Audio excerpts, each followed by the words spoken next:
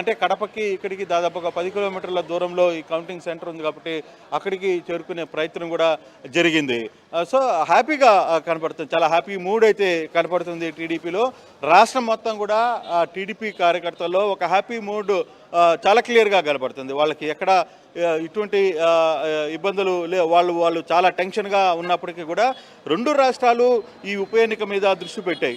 అంటే నిన్న మొన్న జరిగిన తర్వాత కొన్ని చిన్న సంఘటనలు జరిగి ఉండొచ్చు కానీ బట్ ఆ మూడు ఏంటి అనే దాని మీద చాలా స్పష్టంగా కనపడుతుంది. ఇప్పుడు వైకాపాలో మాత్రం కేవలం 680 ఓట్లు మాత్రమే పోల్ కావడం అనేది కొంత ఆందోళన కలిగిస్తున్న అంశంగా కూడా మనం చూడాల్సిన పరిస్థితి అయితే కనపడుతుంది. మనోజ్ రైట్ కృష్ణమోహన్, ఇంట్రెస్టింగ్ గా ఇక్కడ పోలింగ్ బూతుల్లో పోలింగ్ ఓట్ల లెక్కింపు ఆ సమయంలో కొన్ని ఆసక్తికర చిట్టీలు బయటపడ్డాయి. ఇంట్రెస్టింగ్ గా మీరు ఆర్టీవీ స్క్రీన్ పై చూస్తున్నారు. 30 సంవత్సరాల తర్వాత నేను ఓటు వేశాను, అందరికీ దండాలు అని చెప్పి ఒక పేపర్ పైన రాసి ఆ పోలింగ్ బాక్స్ లో కొంతమంది వ్యక్తులు వేశారట. కొన్ని చిట్టీలు ఉన్నాయి, మీకు ఆర్టీవీ స్క్రీన్ పైన ఆ స్లిప్స్ ని చూపిస్తున్నాను. 30 సంవత్సరాల తర్వాత ఓటు వేశాను, అందరికీ దండాలు అని చెప్పి ఒక స్లిప్ పైన రాసి అక్కడ ఉంచారు. నిజంగా ఇటువంటి పరిస్థితి, ప్రజలు కనీసం ఓటు వేయలేకపోయారు, ప్రజలు కనీసం అక్కడికి పోలింగ్ బూతులకు వెళ్ళలేకపోయారు. కంప్లీట్ గా వార్ వన్ సైడెడ్ గానే ఉండిపోయేది. స్థానిక సంస్థల ఎన్నికలు అంటేనే తెలియదు అక్కడ ప్రజలకి.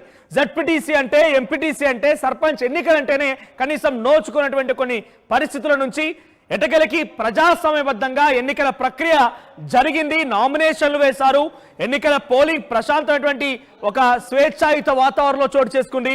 ఆ తరువాత ఎన్నికల లెక్కింపు కూడా అదే స్థాయిలో జరిగింది.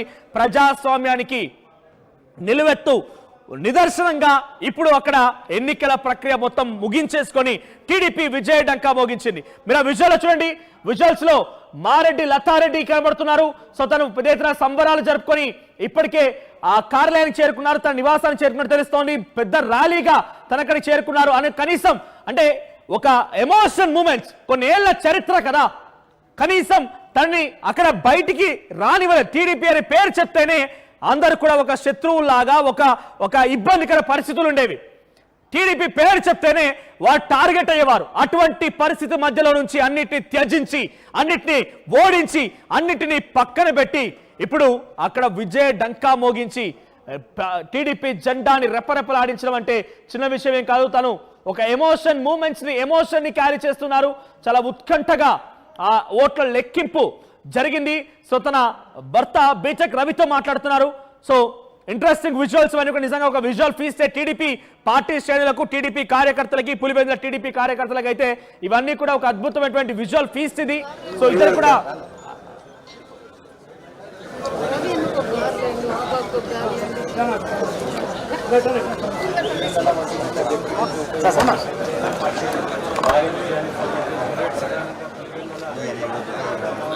కూర్చొని కూడా ఉన్న విజువల్ వస్తుంది మాకు కూడా.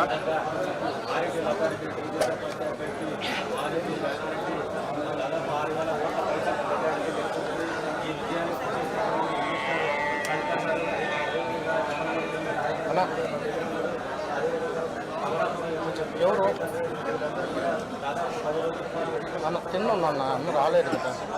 రైట్, బీటెక్ రవి అండ్ తన సతీమణి మారెడ్డి లతారెడ్డి మధ్య డిస్కషన్ జరుగుతోంది. అంటే ఏంటి లోపల ఏం జరిగింది? మారెడ్డి లతారెడ్డి లోపలికి వెళ్లారు కాబట్టి ఆ ఓట్ల లెక్కింపులో ఏం జరిగింది, వైసీపీ శ్రేణులకు ఏ రకంగా ఓట్లు పడ్డాయి, ఆ ఓటర్ స్లిప్ లో ఏం కనిపించింది, 30 ఏళ్ల వరకు కూడా కనీసం ఇక్కడ ఓటు హక్కు వినియోగించుకోలేకపోయాం, మొదటిసారిగా ఓటు వేశాను, ప్రజాస్వామ్యానికి నిలువెత్తు రూపం కదా ఈ ఎన్నికలకు సంబంధించి ఆ ఓటు స్లిప్ అనేది. 30 ఏళ్ల పాటుగా ఓటు వేయలేకపోయాను, మొదటిసారిగా ఓటు వేశాను, అందరికీ దండాలు అని చెప్పి ఒక పేపర్ పై రాసి అక్కడ ఉంచారు. ఇది ఓటర్ల యొక్క ఇంటర్నల్ గా వాళ్ళ యొక్క భావం. ఎస్, మరొక బ్రేకింగ్ అంతోని పులివెందుల విజయం పైన సీఎం చంద్రబాబు ఫస్ట్ రియాక్షన్ ఇచ్చారు. పులివెందుల విజయం పైన చంద్రబాబు ఫుల్ గా హ్యాపీగా ఉన్నారట. ఎన్నో ఏళ్ల నుంచి ప్రజాస్వామ్యాన్ని పూర్తిగా కూని చేసిన పరిస్థితి నుంచి ప్రజాస్వామ్యాన్ని నిలువెత్తు రూపంగా కాపాడగలిగాము, ఎన్నికలు నిర్వహించగలిగాము, 30 ఏళ్ల చరిత్రని తిరగరాసి ప్రజాస్వామ్యం బతికుంటే ఏం జరుగుతుందో, టీడీపీ ఎలా విజయం సాధించగలుగుతుందనే దానికి ఒక నిదర్శనంగా ఈ ఎన్నిక జరిగింది అని చెప్పారట ఆయన. So next target Pulivendula, why not Pulivendula అనే రకంగా టీడీపీ మళ్ళీ ముందుకు వచ్చే అవకాశం ఉంది. పులివెందుల విజయం పైన చంద్రబాబు రియాక్ట్ అయ్యారు, మంత్రి సవితతో కూడా మాట్లాడినట్టు తెలుస్తోంది. అటు ఎమ్మెల్సీ బీటెక్ రవి కూడా నారా లోకేష్ తో మాట్లాడారు. అద్భుతంగా పనిచేశారని ఇద్దరు నేతలు కూడా తమ పార్టీ నాయకుల్ని మెచ్చుకున్నట్టు తెలుస్తోంది. పులివెందులలో వైసీపీని లేకుండా చేస్తాం, పులివెందులలో వైసీపీని లేకుండా చేస్తాం, భూస్థాపితం చేద్దాం అన్న రకంగా చంద్రబాబు మాట్లాడుకొచ్చారట. సో జగన్ని ఓడించడమే పులివెందులలో పచ్చ జెండా రెప్పరెప్పలాడించడమే మన ధ్యేయంగా, మన లక్ష్యంగా ఉండబోతోంది. త్వరలోనే పూర్తిగా పులివెందులని కైవసం చేసుకుంటాం, పులివెందుల మొత్తాన్ని కూడా కైవసం చేసుకుంటాం, ఏకంగా జగన్ని భూస్థాపితం చేస్తామన్న రకంగా, అంటే ఆ నియోజకవర్గంలో తను పూర్తిగా ఓడిస్తామన్న రకంగా మాట్లాడుకొచ్చారట. కృష్ణమోహన్ సిద్ధంగా కృష్ణమోహన్, సో ఇప్పటికే నివాసానికి చేరుకున్నారు. సో అటు చంద్రబాబుతో నారా లోకేష్ తో కూడా ఫోన్లో కమ్యూనికేట్ అవుతున్నారు. సో టీడీపీ విజయ డంకాని వారు అట్టహాసంగా రాష్ట్ర వ్యాప్తంగా సంబరాలు అంబరాన్ని అంటున్నట్టు తెలుస్తోంది. సో ప్రెసెంట్ మీరున్న ఏరియాలో అక్కడ ఎటువంటి సినారియో ఉంది, ఇంకా ఒంటిమిట్ట రిజల్ట్ సంబంధించి ఇంకెంతసేపు పట్టే అవకాశం ఉంది?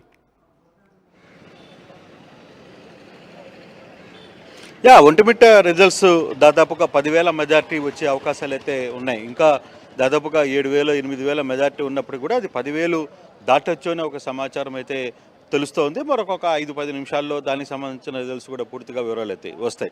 అయితే కూటమి ప్రభుత్వంలో తెలుగుదేశం ఏ విధంగా బీజేపీ అలాగే తెలుగుదేశం కలిసి ఈ ఎన్నికల బడుగులో, అలాగే జనసేన కూడా ఇప్పుడు ఈ వ్యవహారం మీద ఇక్కడికి చేరుకునే ప్రయత్నం వస్తున్నారు. జనసేన నాయకులు కూడా ఇక్కడ ఈ ఏదైతే మూడ్ ఉందో, హ్యాపీ మూడ్ ఉందో, వాళ్ళ కూటమి చేసిన ఫలితాలు ప్రయత్నాలు అన్నీ కూడా సక్సెస్ఫుల్ అయ్యాయనే ఒక సంతోషం వాళ్ళకైతే కనపడుతుంది. కొంతమంది జనసేన నాయకులు కూడా మనతో ఉన్నారు. సార్, ఏ విధంగా చూస్తారు ఈ ఎన్నికలు? పులివెందుల్లో జరిగిన ఈ ఎన్నిక ఇప్పుడు దాకా 40 సంవత్సరాల తర్వాత మొదటిసారి ఎన్నికలు ప్రజాస్వామ్యబద్ధంగా జరుగుతున్నాయని మీ కూటమి చెప్తోంది. నిజంగా ఈ ఎన్నికలు జరుపుతున్న నేపథ్యంలో ఎన్నికల ఫలితాలు ఎలా అనిపిస్తున్నాయి? చాలా ఆనందంగా ఉన్నాయి.